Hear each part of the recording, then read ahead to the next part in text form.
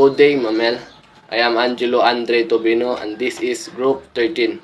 I'm here to discuss the two glassware used in all chemistry. Number 1. Graduated cylinder.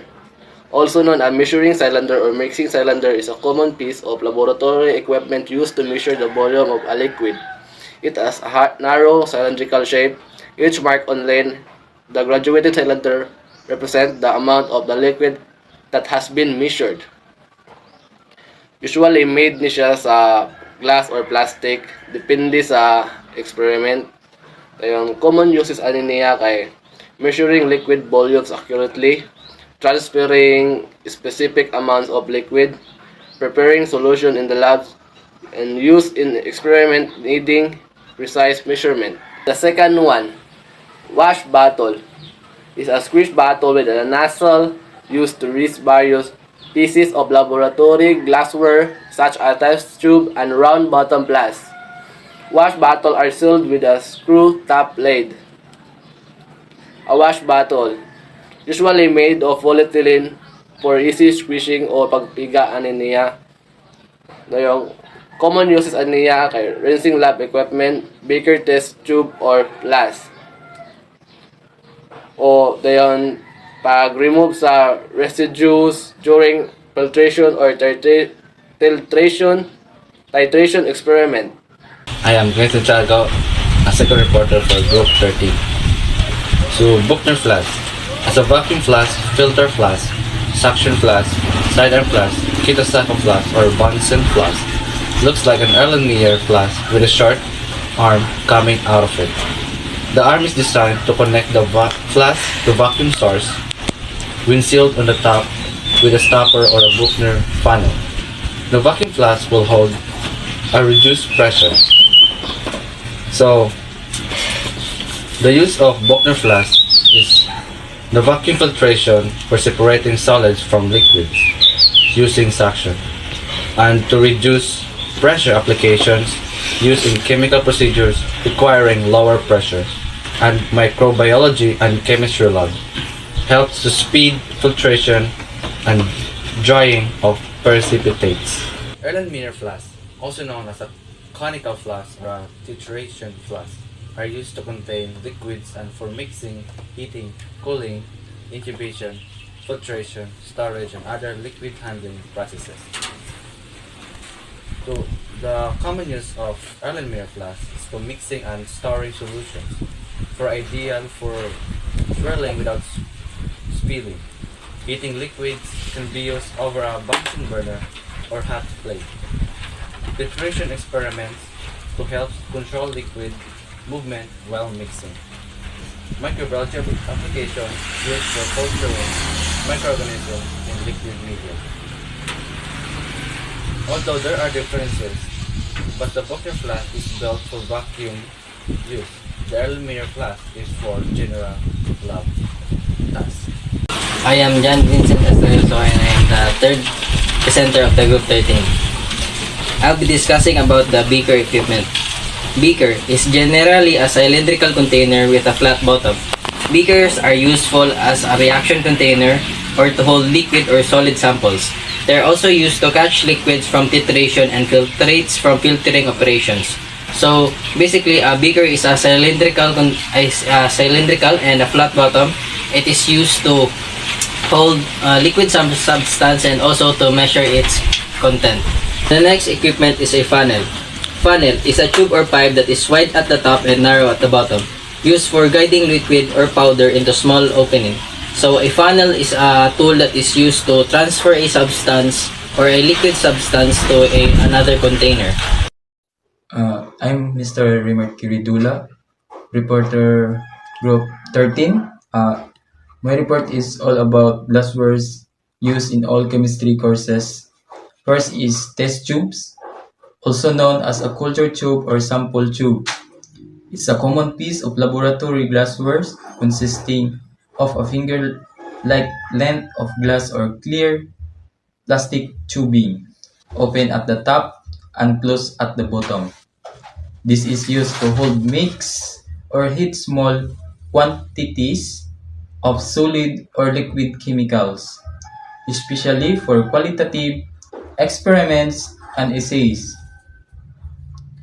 The round bottom and straight sides minimize mass loss when pouring, make them easier to clean, and allow convenient monitoring of the contents.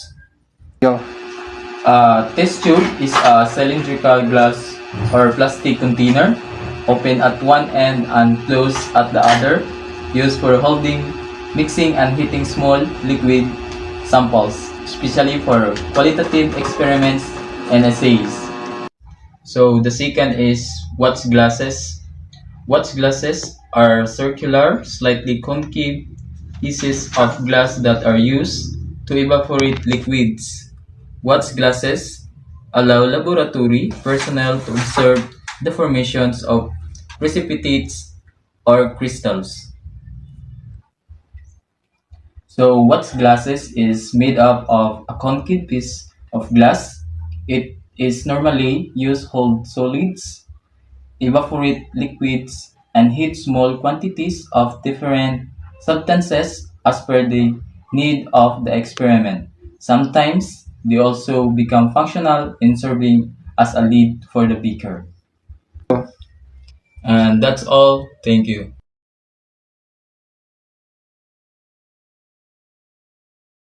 Cork ring is made of molded agglomerated cork and has a concave base and beveled edge. It is used to hold round-bottomed flasks, beakers, and other glass containers snugly to ensure against breakage. Laboratory cork rings are heat-resistant and therefore withstand very high temperature. It is made from a special type of cork that can handle heat. So fractioning column, also known as a fractional column, is an essential item used in the distillation of liquid mixture to separate the mixture into component parts or fractions based on the difference in volatilities. This device used to separate different liquids. When you heat a mixture, different liquids can turn into a gas at different temperature. Hello classmates, Ma'am Dizon, and anyone who's watching right now. Today I am going to tackle the next part, which is the West condenser and separatory funnel. So what is West condenser? West condenser are a thinner version of the Liebig condenser with a cone and socket that allows for the increased flow rate of water to provide high cooling efficiency. West condensers are efficient at cooling because they have a narrow annualized space between the fused and coolant jacket and inner tube. So this is a fact that a West condenser is a piece of laboratory equipment used to cool and condense vapors during processes like distillation or flux. It's a type of water-cooled condenser characterized by its compact and efficient design. The West condenser consists of an inner tube where the vapor travels and a jacket around the inner tube where water circulates to cool the vapor. Its design allows for an increased flow rate of water, and the narrow annular space enhances heat exchange, making it highly efficient at cooling. It is similar to a Liebig condenser, but slimmer and more space efficient, making it a common choice in many lab setups. And next, the separatory funnel. Separatory funnel, also known as separation funnel, is used to separate immiscible liquids from their solutes. The funnel is usually glass pear shaped and usually includes a stopper and a stopcock. So, a separatory funnel is a laboratory tool commonly used in chemistry for separating immiscible liquids. By the way, immiscible liquids are liquids that do not mix together like oil and water. The separatory funnel allows you to isolate one liquid from another based on the differences in their densities. The funnel is typically pear-shaped and made of glass. It has a stopper at the top to close the opening and a stopcock at the bottom to control the flow of liquids. When two immiscible liquids are poured into the funnel, they naturally separate into layers, with the denser liquid settling at the bottom and the lighter one floating on top. By opening the stopcock, the denser liquid can be drained up carefully, leaving the lighter liquid in the funnel. So this is the number 4 and the number 5 glassware commonly used in organic chemistry for conducting reactions and purifications. Number 5 is a separatory funnel. It is also known as a separation funnel is used to separate immiscible liquids from their solutes. The funnel is usually glass, pear-shaped, and usually includes a stopper and a stopcock. And the number 5 is the stopper, also known as a cork, or cylindrical or conical closure, used to seal a container, such as bottle, tube, and barrel. Unlike a lid, which encloses a container from the outside without displacing the inner volume. A bung is partially or wholly inserted inside the container to act as a seal. So, as we can say, a separatory funnel, it simply means a laboratory equipment used to separate two or more immiscible liquids of different densities. It's commonly used in various chemical processes such as liquid extraction or purifications or separations of mixtures.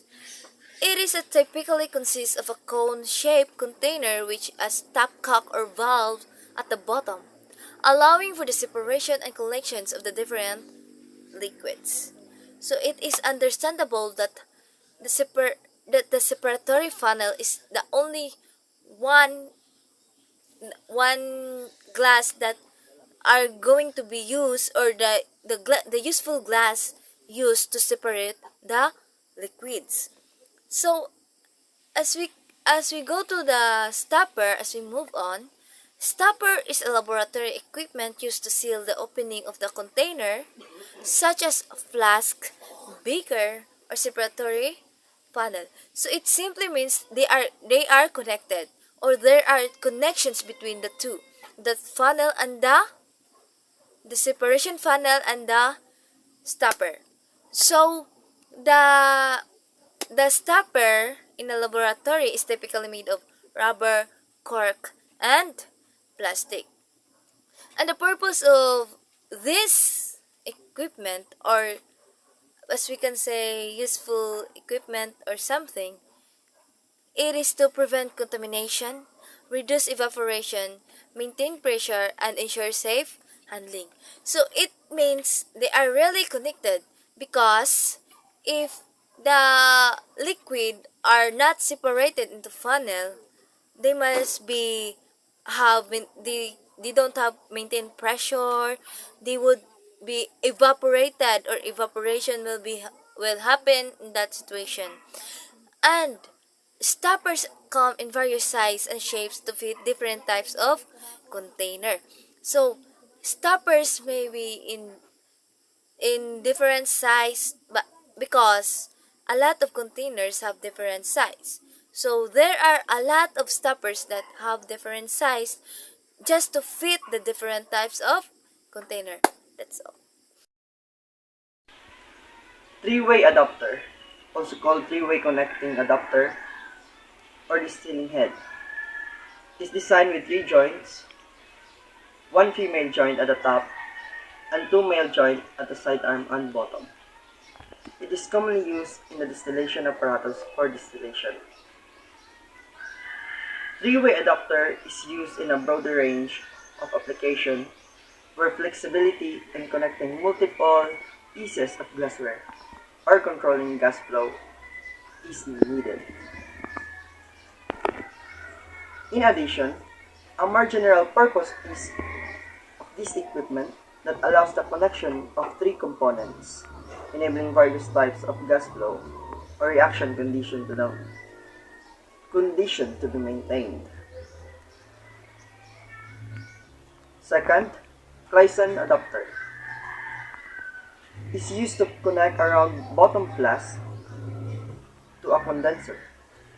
It may also be used to accept a thermometer adapter for temperature measurement in a distillation.